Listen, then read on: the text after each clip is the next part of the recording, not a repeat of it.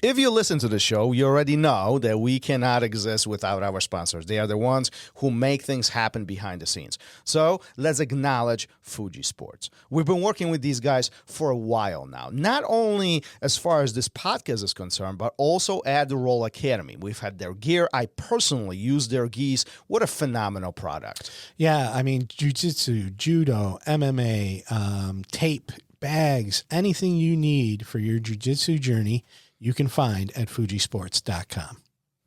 Let's talk Roll TV. There's so much content on there. It's ridiculous at this point. But I think what is even more intriguing, as time went on during the project, we've been recording most of the events that were taking place here at Roll Academy. At this point, I mean, we have guys like Chris Howder, Armin Fati, Rafael Lovato Sr., and Pete the Greek. I mean, there were so many different events that we've kind of recorded it. Don't you think that's amazing? I mean, points of reflection and kind of going back for all the students to see what really happened and refresh their memory. Yeah, I think it's great, you know, being able to go back and look at all these high-level practitioners, Octavio Cudo, like one of the names you didn't mention. And I mean, just these guys that have been doing this for so long come in, teach these amazing seminars and workshops, and it's all recorded and there for you to watch. Yeah, absolutely. So if you want to get additional savings on all this, type in code ROLLRADIO at the coupon and get additional 30% off of your membership. Nice. Go to rollacademy.tv. What's up, everyone, and welcome back. If you haven't already, please hit the like, share, subscribe, download, listen, and whatever other button there is, and leave a review wherever you do listen. This ensures that we can continue bringing you the great guests and amazing content that you've come to expect. Today's guest has an incredible competition career, and his list of accomplishments is second to none. Denis Pinto joins the show to discuss the toll that career has taken on his body, the unique way he moved through the jiu-jitsu ranks, how he can teach a black belt and a white belt within the same class, and the future of jiu-jitsu. Here's the Roll Radio with 8-time IBJJF world champion, 12-time PANS champion, and instructor at Fight Sports Club Miami, Denis Pinto.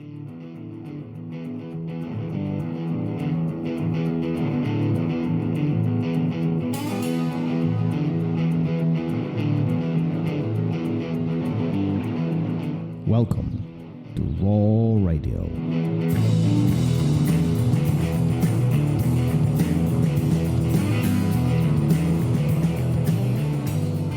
And we are live. Professor Good. Denis, how are you, sir? I'm fine. How about you, Thomas? Good.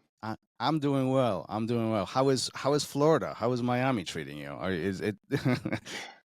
It's good. It's really good. I like the weather of Florida. Well, I'm in Chicago, so we have similar weather right now, but I like in literally a Just month for and a now. half, it's going to get Just really for now. bad. Yeah. Things are going to change quite a bit for us. So, but I visit Florida quite a bit, so it's Me too. I think I fought the last 2 or 3 Chicago Open. Chicago Open. Yeah, we Not just this had year. one. Yeah, we just had one this weekend. Last year, yes. Yeah. Well, you gotta next time you're in a city, next time you're in Chicago, let me know. So we at least we can get coffee or at least hang out, and maybe you can come even to my academy. That would be phenomenal. Good. But Would be nice. yeah, you've been on the mat for a long time. I mean, Yeah. it's been a journey, huh? Man, let me tell you something. The last 8 years, I'm not counting with this year, okay? This year has a lot of problems. Not problems, but a lot of things that I had to do with. But in the last 8 years, not count with 2024, I had over 320 fights. Whoa. Yeah. I mean, that's a lot. That's a lot. I think, and about gold medals and IBJJF master, I'm probably the number one, or I was.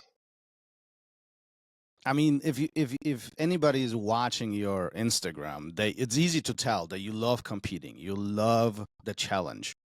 But 300, that's a lot. Over 320 fights in the last 8 years.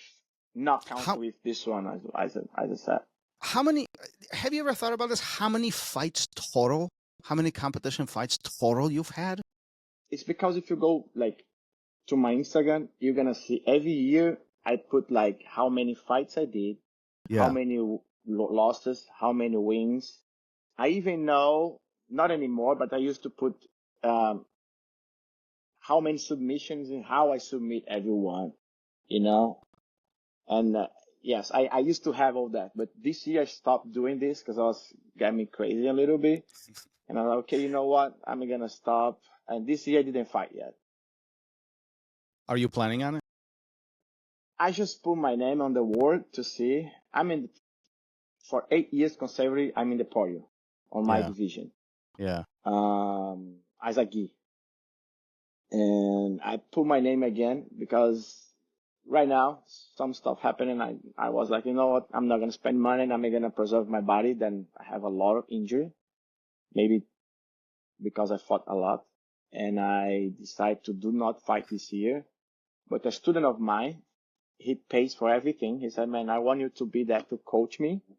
I want you to be there to coach me. And I said, you know what? I'm gonna be there. So let's put my name.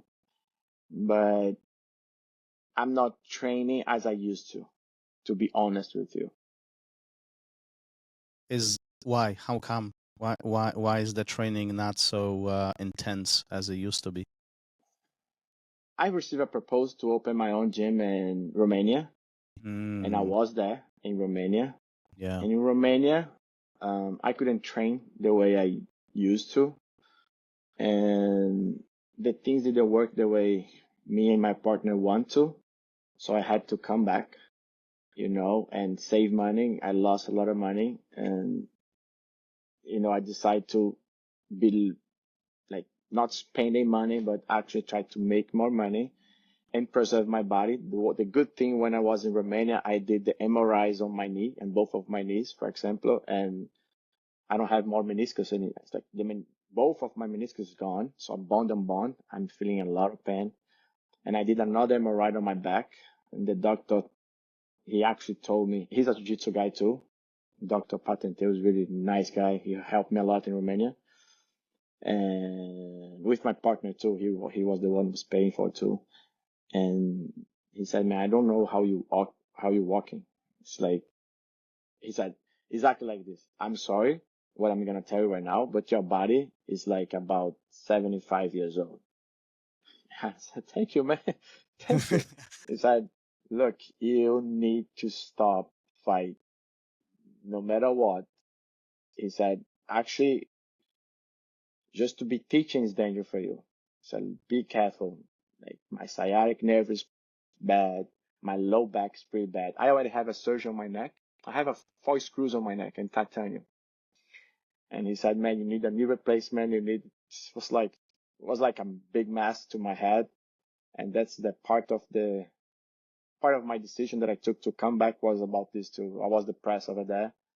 Not training. The doctors tell me to stop, and broke with money wise. It was bad too. And then Master Cyborg called me and said, hey, come back. I need you here. And I decided to come back, This has to feel tough because jiu-jitsu is, only thing that you've done most of your life, right? Like this is your life. And now there is this chance, there is this risk where, you might not be able to do it. That has to be hard, right? It's really hard. I started jiu-jitsu, I was like not young. I was 18, the year that I become 18. So I start like, let's say I was old for the jiu-jitsu community. Like, I think only one, maybe 2 guys, they become a world champ as adult. They didn't start when I was a kid. I think it was Cobrinha and maybe BJ Penn, if I'm not wrong. Everybody else, they started when I was a kid, like 15, 14, 10. Especially today, kids are starting when they are Especially 5 today, yeah. and they are like so Exactly. good, right? Exactly. So I start old. But anyway, that's the way I make money, and that's the way I enjoy my life, is training and competing. So it's really hard for me to slow down. But I need to understand too that, hey, if you keep going 100 miles per hour, you're gonna break. So I decided, it was a tough decision to decide to slow down. So this is why I'm telling you, this year I didn't fight yet. And I'm missing. I keep checking who is the champ, who is winning. Like, hey, this used to be my division. It is what it is. Right now, my target is, let's say, is fight less and try to build up more gym again. For now, I'm gonna help Master Cyborg. Then he's helping me too. And then in the future, I'm gonna try again for sure to open my own gym under Master Cyborg, of course. Is it hard for you to sit back and watch who's competing in your division while you're taking a break? I mean, after so Yeah, many years competing, like you're taking a break, and you need to, right? We know that, but like, is it hard yeah, to like just look who's there? really hard, really, really hard. And no training like 100% in the gym. No, you go pick some trainers easy. I used to don't pick anyone. Whatever wants to train, let's go. And now I'm kind of say, hey, I don't want to train with you. I want to train with this guy. Slow motion right now. But I understand. It's more like a physical condition. But on my mind, it's kind of, I need to get used to. One step at a time. One step at a Yeah. time, right? Yeah. You said you started when you were 18. Do you remember your very first day when you stepped Yes. on the mat? Tell me Yes. about that. Was this, okay. You asked me for issues like this is one. This is new kid in the town. And he was from São Paulo. I'm from Olinda, Recife, Pernambuco. And he was a blue belt in jiu-jitsu. And just the name got me. My father is a black belt in karate. And my uncle bring this guy and say, hey, this is Thiago. Oh, Thiago, nice to meet you, blah, blah, blah. I said, okay, man, this guy knows jiu-jitsu. What's jiu-jitsu? I used to call jiu-jitsu. No, it's not jiu-jitsu, it's jiu-jitsu. So what's that? What's this about?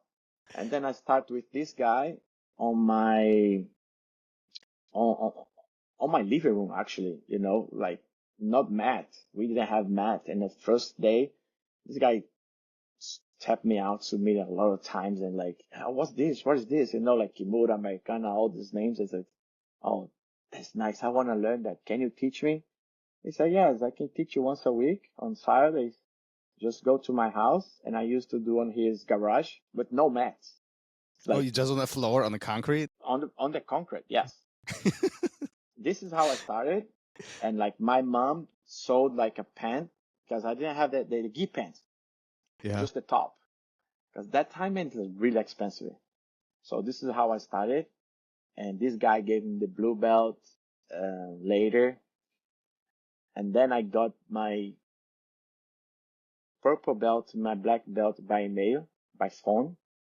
Mm-hmm. Purple belt by phone because I used to train by myself. This guy stopped training when he was a purple and I was a blue. So I opened my own gym when I was a blue belt. And I said, look, I need to keep training. And the guy who used to teach us, me and him, once a week, he used to teach me every day. And this guy, Master Boca, he used to teach me once a week and used to teach him once a week. And this guy promoted him to purple and promoted me to blue. So Thiago, my first professor, he decided to become a lawyer. He said, man, jiu-jitsu not gonna take me anywhere. So I need to make money. I need to grow up. We both like 20, 21. And he said, if you want to keep training, do whatever you want. I'm not going to train anymore. I'm going to quit because I'm going to become a lawyer and I need to study. I said, okay. I asked Master Boca permission to open a gym in my backyard and he allowed me. So I started my gym when I was a blue, but he said, look, I cannot come here and teach you. So you're going to be on your own. I said, it's okay. And I used to train with him still once a week. Then he moved to Rio de Janeiro, so I stopped seeing him. And I have some friends that used to train with me, and he used to promote everybody by phone. And he promoted me to a purple belt by phone. And when I played, yeah. Hold on, you're gonna tell me the purple belt story in a second. I have some questions. Okay, sure. Today things are very different, right? Like students come to the academy, they learn, and there's many black belts often. Like chance to learn is much easier than what you are describing, right? How did you learn as a blue belt and you have nobody to train with? Well, remember that I told you then I have like a small group training with Yeah. me? Yeah. Okay. Anything that I learn, I pass to them. And Yeah. they have some access, like they visited somebody or they have like a video. It's not YouTube on that time. It's not a CD on that time. It's like Mm-hmm. we call cassette. It's like it's not A a tape. DVD. It's like a tape. A tape. Yeah. And whoever learned one position passed to the other. It was like I was the professor, but used to work as a club. Okay. So it was a club, but someone need to take the leadership. It was me, but it was a club, and we learned together. And Master Boca, the one who promoted me to purple belt, as I told you before, Yeah. he promoted everybody on my group at the same Okay. time. Okay, Dennis, now you are purple belt, and everybody's a purple belt as well. Okay. And it was the same as a brown belt, but every time it's like small group, and because it wasn't everybody training the same intensity. And I had a place in the Brazilian national as a purple and as a brown, so it was easier for me to get the belts. All right. So tell me about that promotion to purple belt.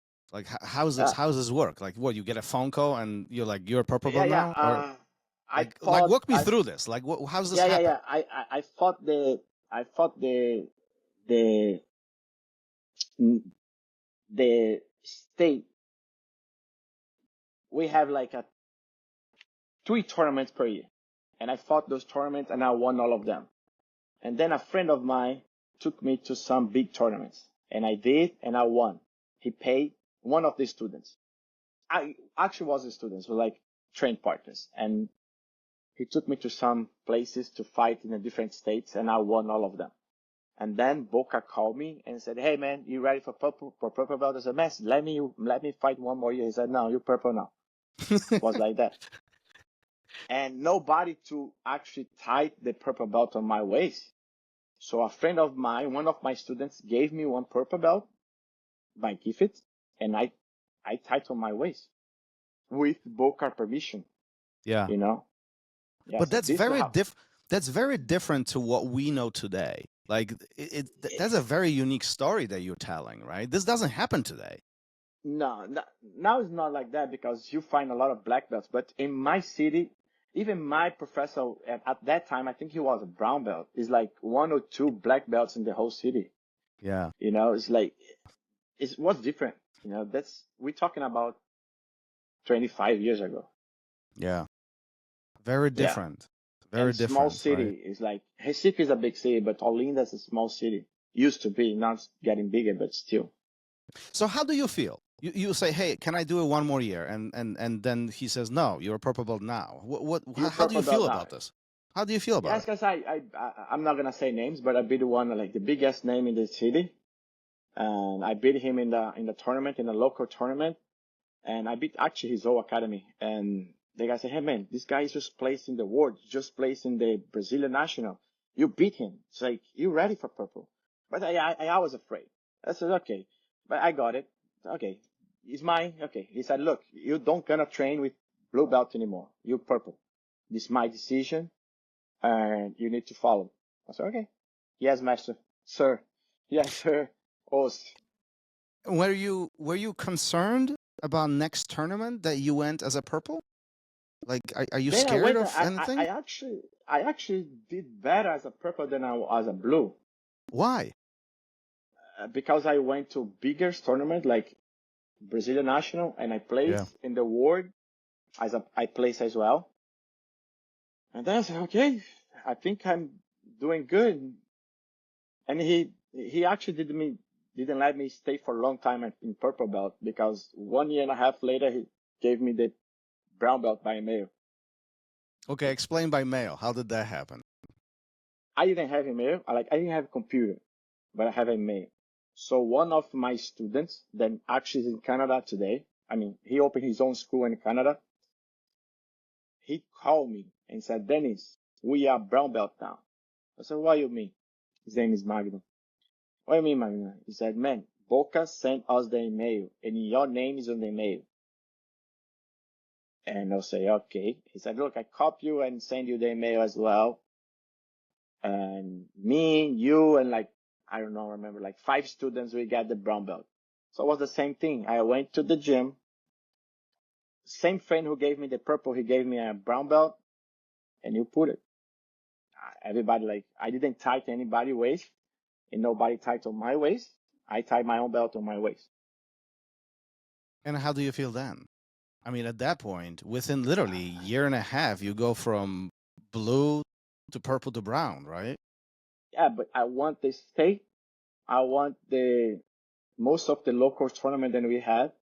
I placed in the world. I placed in Brazilian national. So he said, look, it's time to move on. You're going to be brown. You black belt. You have your students. If you tell him now you're going to be a purple belt, if the guy say no, you have 2 options. 1, accept what he said, or 2, impose what you said, and you are the master. So probably the second one.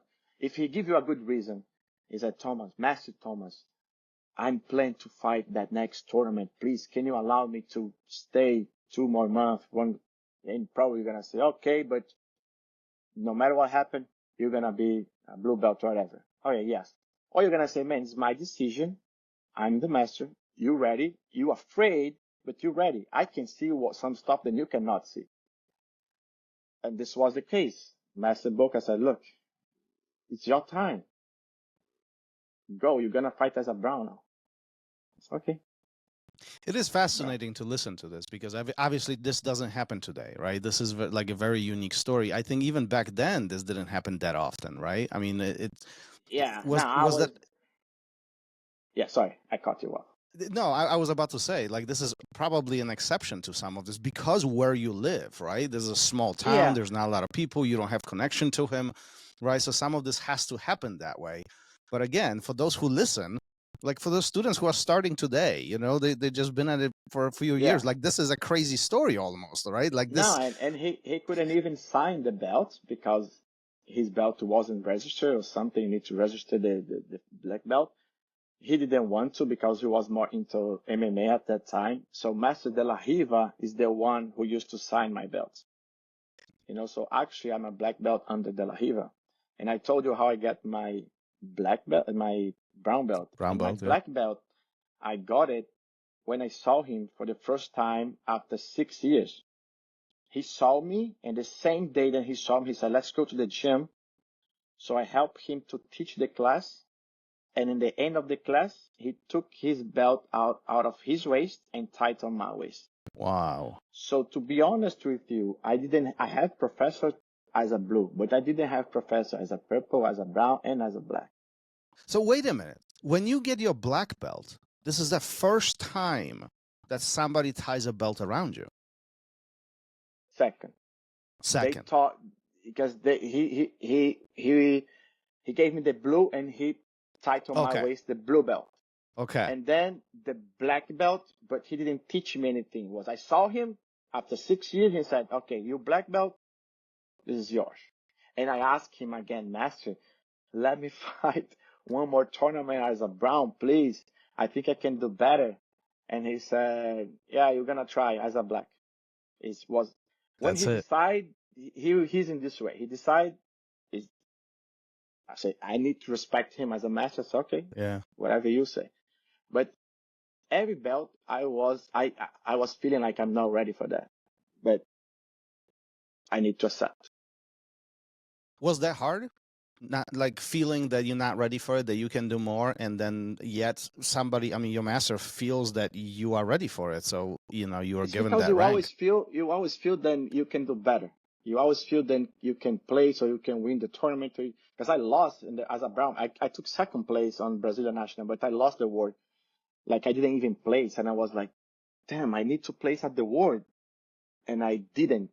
I lost in the fight that I should place, you know, it's going to be at least third place. And I was like, that's unfinished business. And then he said, this is not my fault. Then I fought the national, the US national, and I won as a black. And that, yeah, I think I beat a legend on that day. Not gonna How say the- names. Probably everybody can look it up. But how do you feel that day when you get your black belt? I mean, you don't know it's coming. No, I didn't know. I You go thought there. He's gonna teach class with you, or you're gonna teach class with him, and then it happens. Like, walk me through what's going through your mind. Like, how does this happen? I didn't even know because it was my first week in US. I couldn't speak any English. So he was translating everything that I was trying to say. He said, "You're going to teach." And he was translate everything that I was trying to say. So he had that plan before, but he didn't tell me anything. And I didn't see it because I was so fascinated with everything that was happening. Oh, man, I'm teaching US, you know, and those guys want to learn from me. Then I cannot even speak the language. It was like that. In the end of the class, he said, I have something to say. He said everything in English. I didn't understand nothing. Then he said in Portuguese. And okay. And then he called me, and you black belt. I said, huh? Master, but he's no but. There's no Stop. but. He's no but. Yo, and you know, once someone, your mask tight, you cannot come back. Yeah, I said, it's okay. over. Yeah, now I need to deal with that. And that's it. And then just to finish the history that I was trying to tell you before, I gave my first professor the black belt, the one who taught my first class. Oh. When I went back to Brazil, Uh-huh. I gave him the black belt because he started training again. Oh. Well, that's cool. So tell me, how that happen? So you go back to Brazil. Training. Yeah, I went back to Brazil to see my family, and of course we were talking, and they keep opening my gym over there. I had a gym in Brazil, small gym in my backyard, and this guy was training again after he stopped and came back. He became a lawyer actually, and he started training again. And he was a brown belt at that time, but he was training for 3 or 4 years as a brown belt, maybe more. And I said, man, it's your time. I didn't tell him anything. I did the same what my professor said did with me. I tied on his waist. He said, it's your time. I'm glad to give you the black belt. You're the guy who you teach my first class. And I gave him the black belt. And actually right now, I don't even know if he's still training or not. We kind of, personal problems, and we talk just like, hey, what's up? And Life went in different directions. Yeah. Yeah. That happens. Yeah, that happens. Do you do the same thing with your students today? So obviously you have a lot of students today. You teach in Miami, you're back in the US. No, I do different now. It's like in Fight Sports Miami, we have a test. You need to know the bare minimum to, right now it's different. Now it's business as well. At that time in Brazil, bro, you need to win something. You need to beat everybody in the gym. Right now it's different. Like, we're going to have the blue belt. We're going to defend the house. We're going to have the blue belt. Then it's like executive guy. Then want to train once a day, maybe 3 times per week. He don't want to compete. He don't want to get like all messed up, but he knows jiu-jitsu. He's not just a competitor guy. And you need to you need to promote him as well.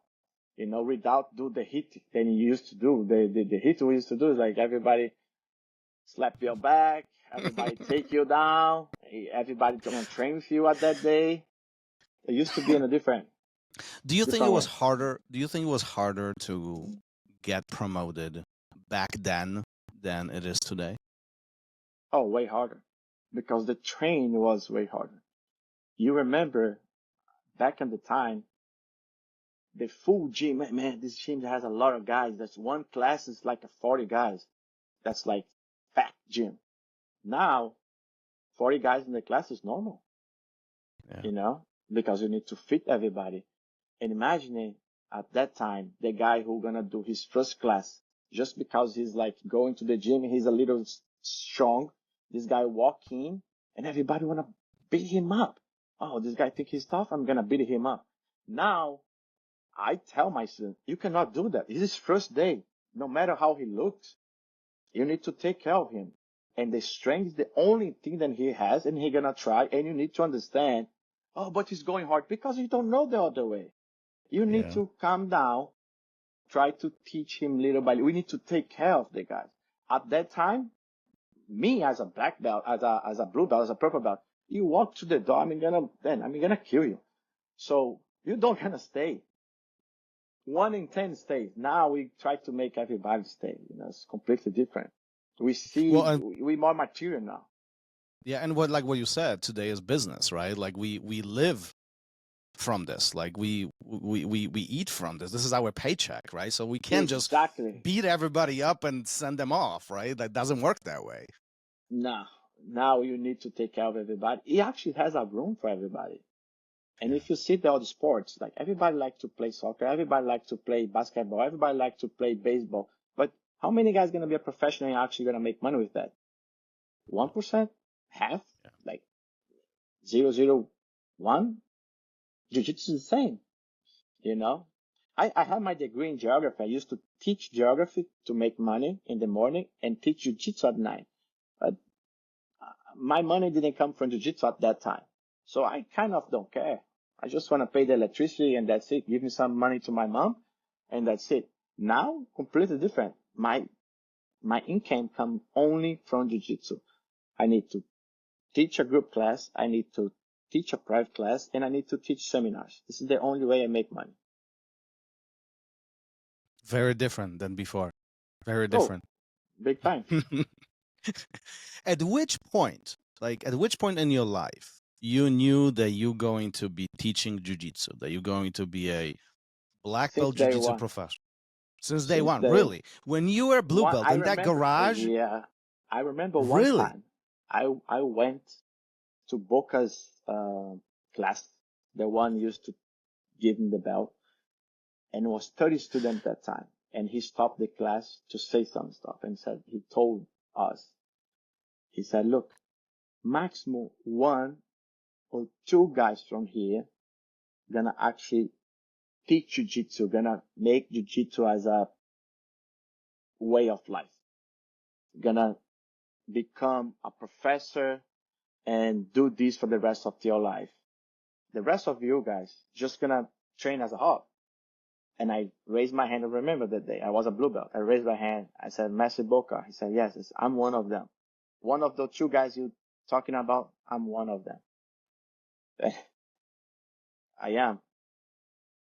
Have you ever thought about quitting? Have you ever thought about this is a bad idea? Like this is just not going the way I wanted to? I thought, but it was a small thought because I have a phoenix on my back. It's a biggie tattoo phoenix because a lot of doctors, even right now in Romania, they told me to quit. I just can't quit. They say, hey man, your body gonna fall apart. It is falling apart. And I said, okay, I just need to find another way to train, another way to teach, but jiu-jitsu gonna stay in my life. It's Where is hard this for me coming to quit.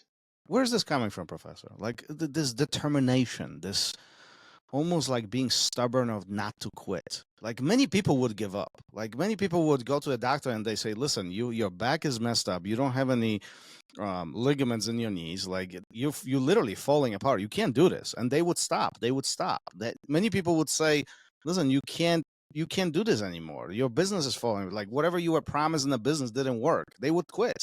You didn't. You keep pushing. Where's this coming from? To be honest with you, I don't know. As I said, I was a geography teacher. I just know how to do 2 things in my life: teach geography or teach jiu-jitsu. I cannot teach geography here because my degree is not accepted here. It's only in Brazil. So to make money, or either I teach jiu-jitsu or I go back to Brazil to teach geography. What's really hard to be a professor in Brazil. I decide to keep doing jiu-jitsu, and I like it.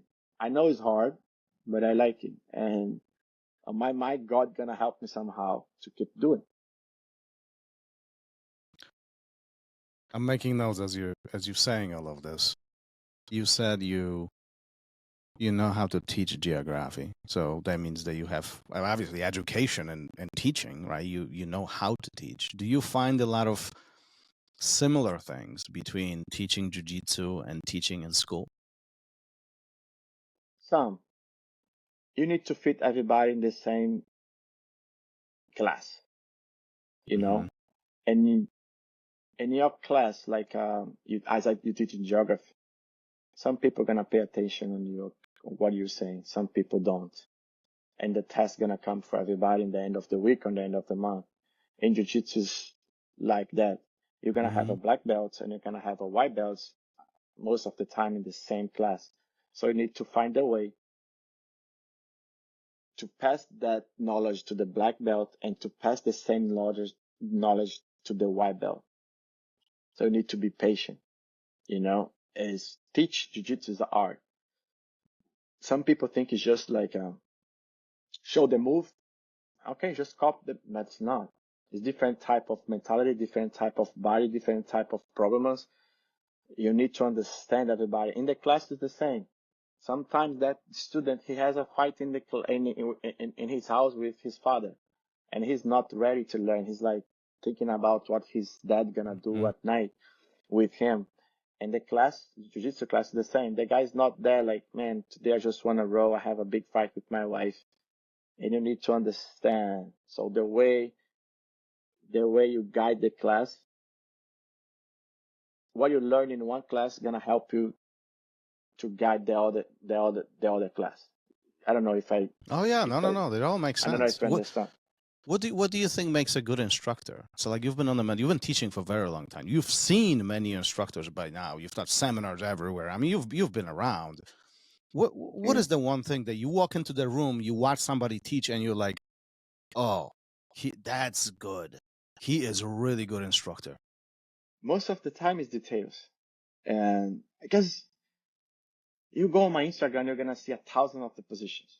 Okay? But that's not the way I teach. It's the way I show the position. But if you're going to learn from me, like if I go to teach the same position I'm showing you on the Instagram, it's different. I'm going to actually grab your hand and say, hey, you need to grab right here and it's not here. Move 1 inch and you're going to make the difference. But when you see some guys doing, like, I'm not going to say bad professor, but like say, you ask me how I identify a good professor. A good professor, he going to explain you why, and those little details he going to add on his class. And the professor that's not that good, the student need to figure it out by themselves. And happen. And then oftentimes, yeah. And oftentimes that leads into a lot of questions, and then students are not growing, right? And then obviously the success is not there, right? But sometimes it is there. Like, for real, I went to a lot of gyms, a lot of countries, and like I saw my situation in Mexico one time when I was teaching I was teaching a gym over there. It was like really low level gym, and that like low level gym has one good student. And I said, that's just the process they're gonna develop, because probably when I was blue belt teach on my backyard, I wasn't good. I didn't even know about details. I was just, let's go. It's like this. But then by teaching, you learn. And when you learn more and you teach more, you become a better teacher. Yeah. And you start to get those little details. Then some of those details gonna apply for you, but not gonna apply for me, but gonna apply for the other guy. This guy has a longer leg, so for him it's a little bit different. This guy has a weak hips, so for him we need to do in a different way. And you need to understand that different body move in a different way. Yeah, and you mentioned something a moment ago. Teaching makes us better in jiu-jitsu, doesn't it? Bro, I learned even from white belts. You teach in one position, and then them react in a different way. And then, this is not wrong. Actually, this is good. But for most of the people, it's wrong. Like, hey, no, this is not wrong. This is good, actually. And then you Or sometimes you didn't mention that detail that you should, but the blue belt, the purple belt, whatever, he has the right question. Like, hey, master, why this, and this? And then right away, you need to know how to explain. But in the next class, then you're going to teach the same position. You're going to add that detail. You're going to add that explanation that makes sense for that guy. Yeah. Yeah. Sometimes even training with the lower belts, like white belts and blue belts, or teaching them allows us to even grow even more because they don't know anything. So they ask or do things that nobody else does, right? Like when you train with your peers, your black belts or other your training partners, like you know them well and they're going to respond in a certain way, right? Exactly. But if you go with a white belt who's never trained, he's not going to respond that way because he doesn't know any better. He's just going to do what comes naturally, right? He's just going to do what's in his mind, right? Exactly. And that makes it even more fun. No, yeah, it is good because they are so fascinated and you see the little improvement, you know. Oh man, this guy's training for 3 months and he's already improved a lot. And you start to kind of like, feel proud, like, hey man, I'm part of this, you know, like the way I'm teaching him is kind of okay because he actually have been improving. So that's good. And he, as you said, he has a different reaction. So you need to be careful, of course, because they hurt us sometimes. But at the same time, one different reaction, you learn one thing than you should know before you don't know, but because of nobody has that reaction. So now you learn a different move. Yeah, for sure. Who do you think is the best training partner? I mean, I don't mean like a person, but like a individual. Like who do you think that allows others to grow the best? Like if I'm starting jiu-jitsu today and I want to learn, I want to get better, who would be the best training partner for me? The one who don't have ego. That's huge.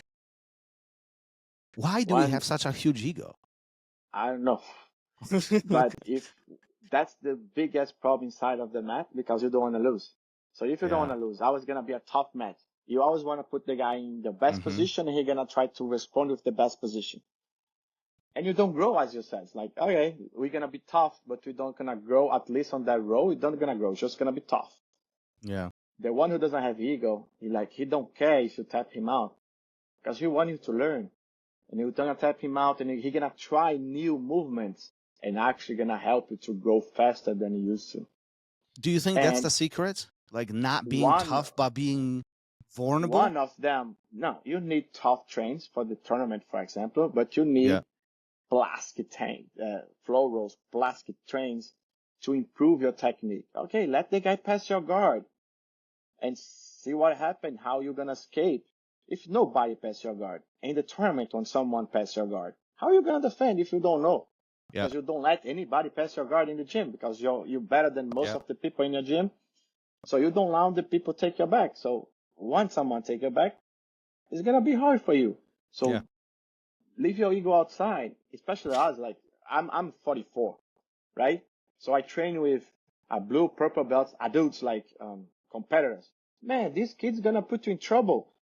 But if I have an ego, I'm not going to train with them because I don't know to be in trouble with, oh man, I'm a black belt. This blue belt going to put me in trouble? No way. So you avoid. You are the one who is losing. Yeah. And you stop him to develop his game as well. Yeah. It's like, somebody told me is like, you can't learn how to swim without getting in a pool. Like, you have to get in the water to swim, right? Same thing here. Like if you want to learn how to escape side control, you got to be in side control. If you want to know how to defend back, you got to be there. You got to allow these situations to unfold, right? In order for us to grow. That's how we get better, right? Yeah. And that's like I said, the ego, like, hey man, this guy is your student. He gonna respect, even if he tap you out. He's going to respect you. If he don't respect you, he's not a good student. You need to teach him again something like math rules. But probably he will respect you, And if my student tap me out, I'm happy. Hey, man, you're getting better. Well, that's kind of the goal, right? For us as instructors. Like we want our students to be good. We want them to be Exactly. better than us, right? I mean, like that's how it Yeah, should be, right? that's my goal. I want my students to be champ in Is that life. hard? I'm not saying tournament, in life, Yeah, you yeah, know? in life, yeah. Grow, become better, be good Grow, get humans, right? better. Yes, like, hey, man, it's not everybody here in this gym gonna be a world champ, but everybody in this gym can be happy, learn, and grow together, develop a better game together. And if you want to compete, you're gonna be in a good level. I gotta ask you this. Everything we've talked about today appears like jiu-jitsu is amazing. I mean, you love jiu-jitsu. There's a lot of passion. I love jiu-jitsu. Why so many people quit? A lot of things. Jiu-jitsu is if you compare with the other sports, not most of them, it's a lot of sports, most of them, it is expensive. Gi, to become a member of a gym is expensive. You need to buy a lot of things. If you want to compete, you're gonna spend a lot of money. So it is expensive as sport. Second, hurts a lot. Hurts a lot. Physically and mentally. Yeah. Third, again, if you have an ego and someone's like you getting beat up every day in the gym, you're gonna quit. If you have like a lot of ego or weak mind, you know. And fourth, if you start to get hurt and hurt and hurt, they stop. I have losing a lot of students because they said, Dennis, I messed up my knee.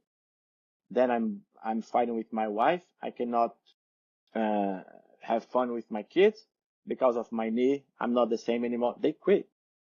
I had not mine, but the gym that I was working before Fight Sports right now, before I went to Romania and Naples, and I lost like 3-4 students because I said, man, not anymore. I hurt my knee, I hurt my elbow, and then I cannot have fun with my kids anymore. My wife is complaining. I spent 5,000 in surgery, so they quit.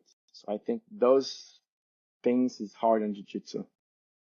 So how do we make this better where people don't get hurt as much? Their ego is not as big. They can train safely and they can train for a long time. It's a lot of things. We Yeah. used to say, like, do your job inside of the mat and outside of the mat. Like, I'm not good one to say that because my body's already messed up, but you used to work out, you should work out a little bit and do some like stretch before and after the train, at least before the train. Do the warm up properly. Some people, especially us black belts, we don't like to warm up, man. We just like, okay, let's train. We warm up during the train and we get hurt. And we say, hey, I'm doing that, but you should don't do that. But they learn from us. From us, yeah. So the white belt the blue belt see us. We don't warm up. We're just gonna train. What they gonna do when we're not looking? They're Yeah. gonna do the same, and they're The gonna same get hurt. thing. Yeah. This is one thing. Financially, I don't know. Jiu-jitsu it is what it is, Yeah.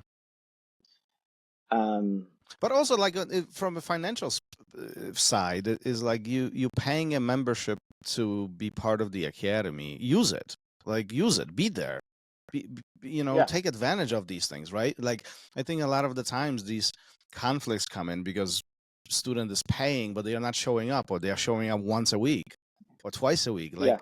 be there. I mean, take advantage of the things that are offered, right? But if you see, like,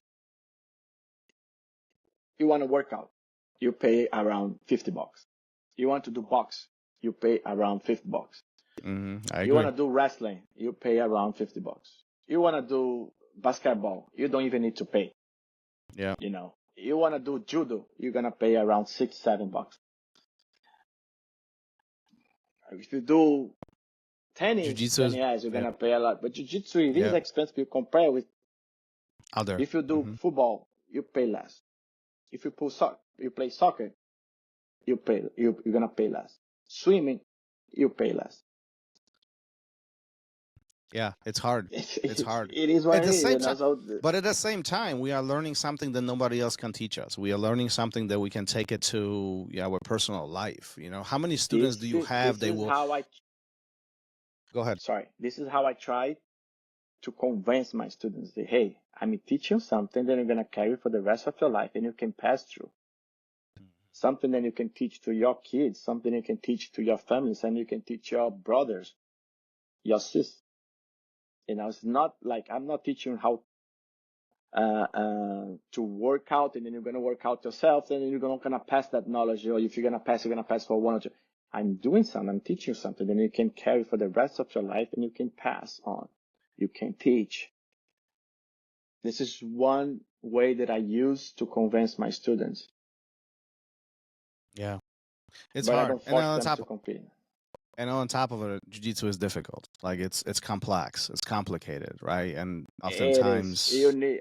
What I used to say, like if you pass for the wall of 3 months, you pass that wall of 3 months, probably you're gonna stay for a long time. yeah, it's challenging. Many students struggle with that. Yeah. Yeah, but imagine like big class.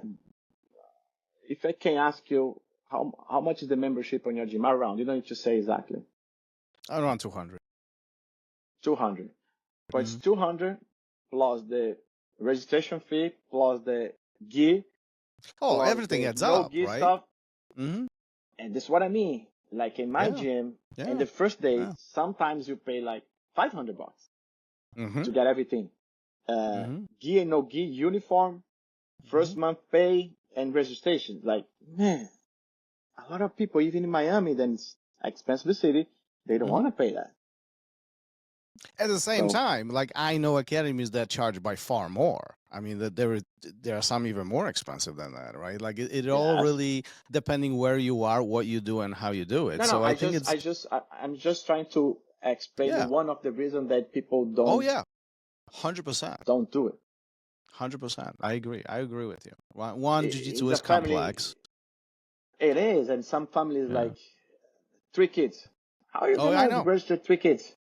But this is where you You have to know, work with that- your. This is where you have to work with your clients. This is where you have to work with your families, Exactly, right? Like exactly, you have exactly. to understand that all of this, and you got to be accepting and empathetic. But then you lose. and- Then you're gonna. But then you're losing them for karate, for taekwondo, for football, because it's way cheaper. That's the unfortunate part of jiu-jitsu growing and becoming a professional job, right? Professional business. And that's the. But again, if you look at jiu-jitsu 25 years ago when you were studying, it was very different than what it is today. I mean, it barely anybody It's way trained bigger back now. then, and now it's way It's bigger, way right? bigger now. Yeah. Where do you think jiu-jitsu is growing? Sorry, say again. Where is it going? What's in 10 years? Do you think that in 10 years jiu-jitsu is going to be even bigger? Yeah, still growing everywhere. Yeah. You know, because we're free.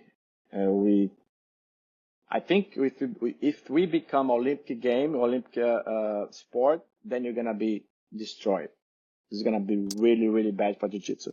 But if you keep jiu-jitsu on that way, I think we still have a lot of room to grow. Yeah. You still have a lot of room to grow. Yes. It's always interesting. It's always interesting topic about whether jiu-jitsu should or should not be in Olympics. But I do agree. Once it does become Olympic sport, it's going to change a lot, and it's not going to be the same as what it is today. Yeah. Someone gonna control. Someone from the government gonna control. Look, Yeah. not gonna be good. Yeah. Now it's free. I wanna open a gym. I open a gym and teach. You wanna open a gym? You open a gym and teach. Once the government control, we need to ask them the permission to open a gym and teach, or we're gonna do it illegally. There's that. Yeah, you're right. Yeah, those are the consequences of all this, right? Yeah, but jiu-jitsu is still growing. It's still young, fairly relatively young. I mean, it's by far better than what it used to be. I mean, like this weekend we're gonna have better. 2 big events happening in Vegas, right? Like, I mean, this is a first. Like, I mean, stuff like this is amazing, right? From a growth perspective. I mean, this is where jiu-jitsu is becoming very popular. People don't like them. Some people don't like them, but actually, thanks for the Grace family. Mm-hmm. Yeah. They organize a lot in a lot of ways, and we are right now where we are because of them. That is true. That is true. I mean, none of this would be where we are without I'm not that saying vision. should be only on their hand and blah blah blah. No. I'm saying like right now I'm making my money, you make your money. We have a lot of gyms, we have a lot of success in jiu-jitsu. Jiu-jitsu is growing because of them. I agree. Same thing UFC. If UFC didn't start, we wouldn't be where we are, right? I mean, this is all part of this. This is all part of it. Yeah, and they started, you know, this way. They started UFC. Yeah, absolutely. I agree with you. Professor, so what's next for you? I mean, you're hurting a little bit. You have to slow down. You know, competition is, you know, it's hard to sit back and watch everybody competing, but you got to take a little bit break. And it sounds like, you know, from a business perspective, you have to reframe a little bit and figure stuff out. What's next for you? Like, what's the future for you? Right now, I'm trying to go back on my feet. You know, as I told you, I'm passing for some problems, health problems, you know, financially problems. I'm gonna try to work through that first, and in the future, I think this is my plan. Okay, I'm gonna have my own gym, not now, because right now I'm committed with Master Cyborg and his gym, but in the future, and he knows, and he agree with that. I'm gonna have my own gym, try to build up some students, and keep growing the jiu-jitsu community. You I know, love like become way more coach and less fighter. Accept that. That's what I'm working right now in my mind. I need to accept those things, but keep my life attached to the jiu-jitsu. I love it. I love it. Listen, we've been at this for almost an hour. Before we start wrapping this up, what we do at the end of every episode with every guest, we have a question for you from a previous guest, but they didn't know that you're going to answer that question. So they asked the question completely blind. Okay. So the question is from Bree Stikk, and she trains out of California with Uriah Faber. But the question is, how do you use your jiu-jitsu to impact other people off the mat? Off the mat? Off the mat. With respect. Jiu-jitsu help you to respect people. You know, imagine that jiu-jitsu is like, everybody's the same at that day in the gym. Like, hey man, you need to trust and respect the guy who you're training. Remember that we talking about the ego? If that guy doesn't have an ego, look, you need to trust him a lot. This guy gonna arm bar you, and you need to trust that he don't gonna break your arm. Oh, yeah. So respect, yeah. And he needs to trust you. Then you're gonna choke him, and you don't gonna keep choking. It's gonna be respect. We're gonna fight. You know, like hard roles, like really hard, like competition roles. You need to respect. Like, okay, I can't hurt him, and he can't not hurt me. So respect. You know, respect helps a lot. Is that why we become such a close friends with people who we train with? Because the trust that we have in them? Yeah, man. But I don't know if you like to fight a lot. Have been fighting a lot. Most of the guys that I have been fighting, we become friends. Like, they call me, Dennis, you're gonna fight this one, man. Why you out? Why you not fighting? Come back.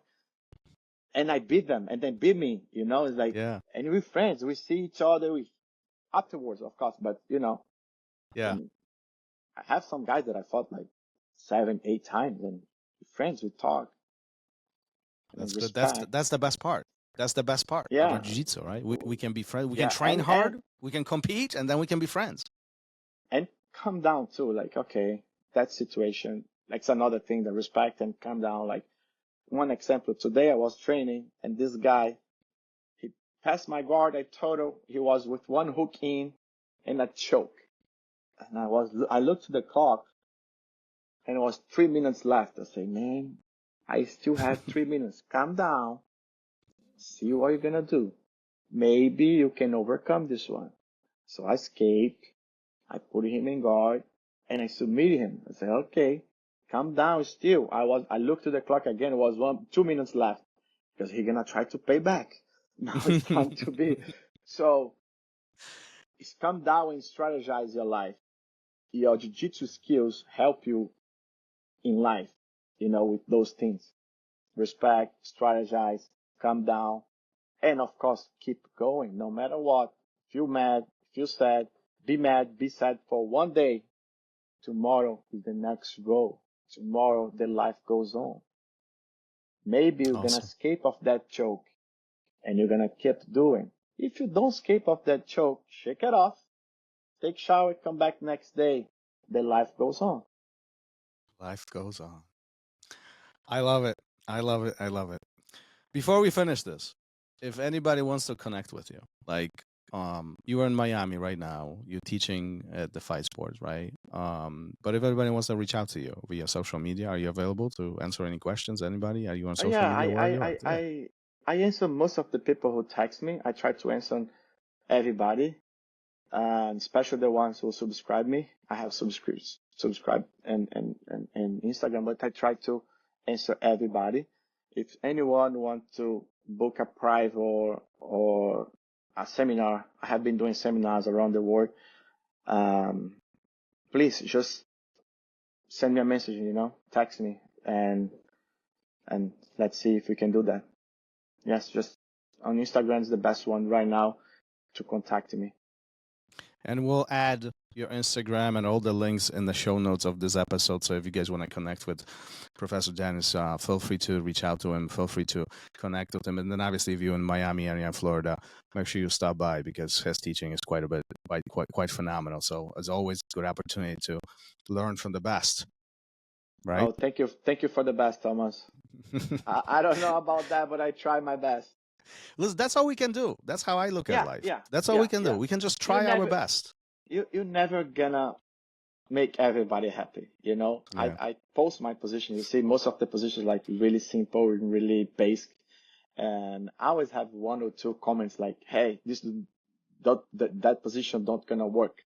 This position don't work." I say, "Oh, Smash, I'm sorry, that position is not for you. Probably your level is, you are in different level. That position is for the ones who don't know the jiu-jitsu that well. I'm sorry, master, but when you check those guys like blue belt, white belt, you cannot make everybody happy. It is what it is. You can't. You can't. We can only simply try." Listen, I truly appreciate you jumping on today and spending this hour with me and sharing your story, sharing your life, sharing your philosophy.